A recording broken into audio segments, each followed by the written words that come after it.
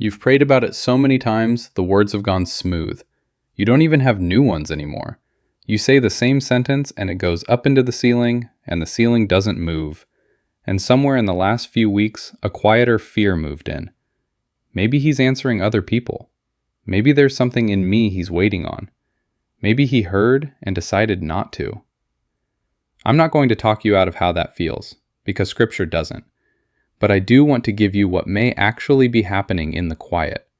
Not one tidy answer, because anyone who hands you one tidy explanation for God's silence is guessing. Several honest possibilities, all of them in the Bible. And then something you can do tonight, when praying feels like talking to a wall. Start with the thing pressing hardest on you. The silence is not a verdict on you. Scripture never treats the complaint as unbelief. Psalm 13 opens with, "How long, O Lord, will you forget me forever?" That is not a doubter's private journal. That is worship material, collected and sung by God's people for thousands of years. Habakkuk asks how long he has to call for help before God listens. Neither man is rebuked for saying it. If God were offended by honest questions from tired people, half the Bible would have to be removed.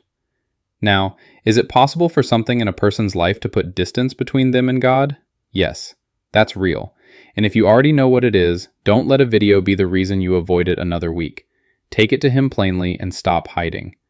But I don't know your situation, and I'm not going to hand you a diagnosis you didn't ask for. Many people who feel this kind of silence are not being punished. They're being loved in a way they can't feel yet. So what may he be doing?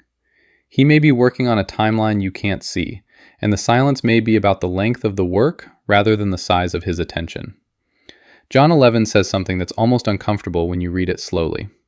Jesus loved Martha and her sister and Lazarus. So when he heard that Lazarus was sick, he stayed where he was 2 more days. So, because he loved them, he waited. From inside that house, those 2 days were silence. Word had been sent. No reply came. A brother kept getting worse. And when Jesus finally arrives, Martha says the sentence you have probably prayed in some form. If you had been here. He doesn't scold her for it. He doesn't defend his schedule. He asks where they laid him, and he weeps with them before he does anything else. Whatever the silence is, it isn't him not caring. Sometimes it means he's doing something larger than what you asked for, and larger things take longer than what you asked for. There's another possibility, and it's harder to hear. He may already be answering, and the answer may not be the kind you'd recognize as one. Paul asked 3 times for a specific thing to be taken away. He got a response, but not a removal. My grace is sufficient for you, for my power is made perfect in weakness. Read that honestly.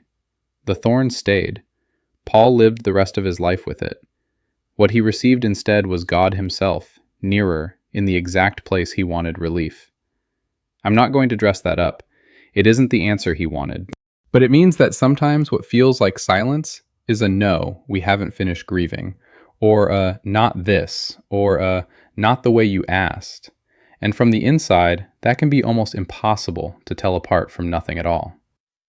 Here's another one, and it's the one people skip because it sounds too ordinary to be spiritual.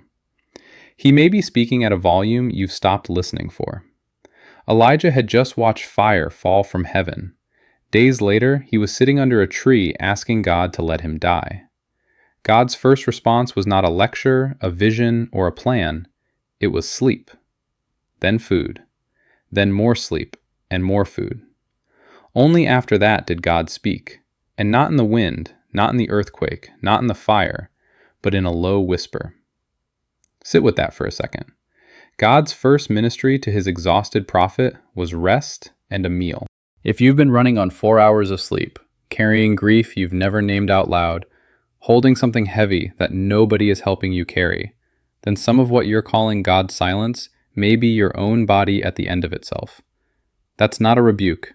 It's mercy. Eat something. Sleep. Tell one person the truth about your week.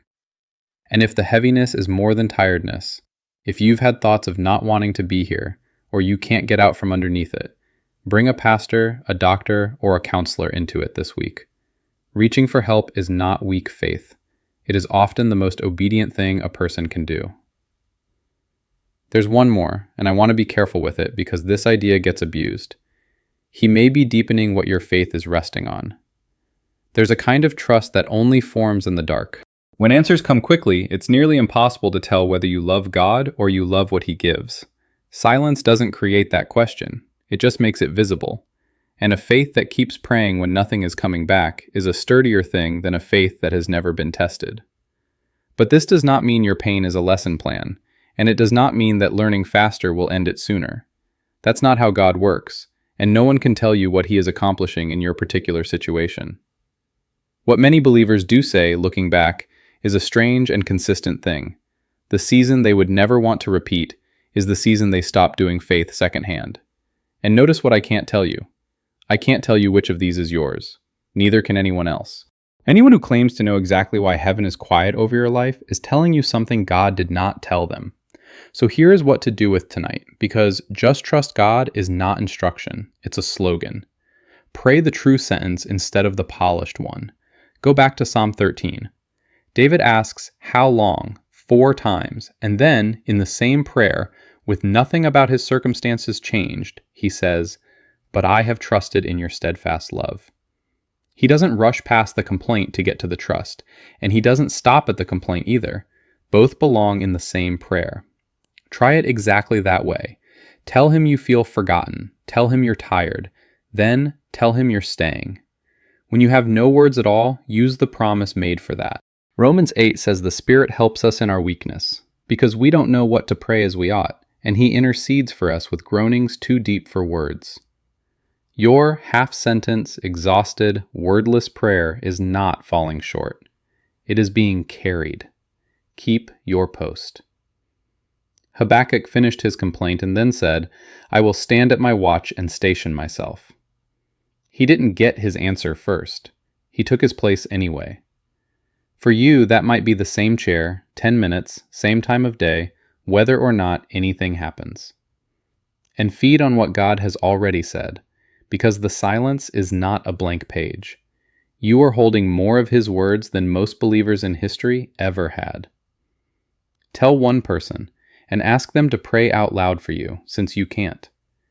Being prayed for when you are empty is one of the oldest mercies in the church. And keep doing the last clear thing He gave you. Obedience during silence isn't spiritual busywork. It's how you stay facing forward while you wait. One last thing, and then I'll let you go. The deepest silence anyone has ever experienced was on a cross, when Jesus prayed the opening line of Psalm 22 out loud. My God, why have you forsaken me?" He knows what an unanswered cry feels like from the inside.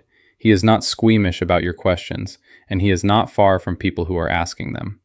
Silence is not the same as absence. The promise was never that you would always feel Him. The promise was, "I will never leave you." Those are 2 different sentences, and only one of them depends on how tonight feels. So don't leave. Say the honest thing out loud. And if it helps to say it where you can see it, leave it in the comments. Lord, I don't feel you right now, but I'm not going anywhere. He hasn't either.